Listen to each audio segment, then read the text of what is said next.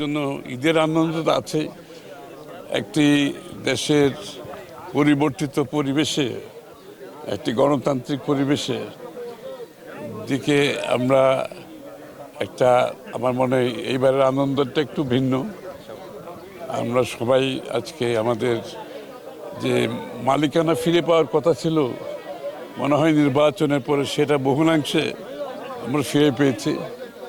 এই ঈদের আনন্দ, একটু অতিরিক্ত আনন্দ অনুভব করছি সবাই মিলে।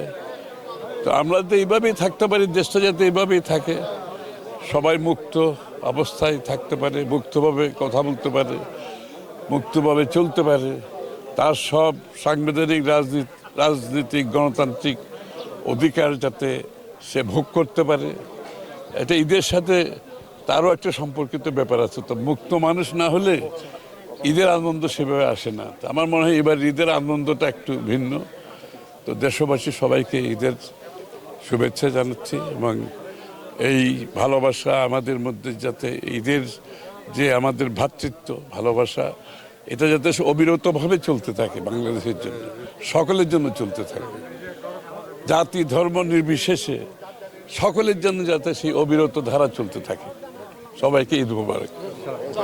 দৈনিক আজকের বাংলা .net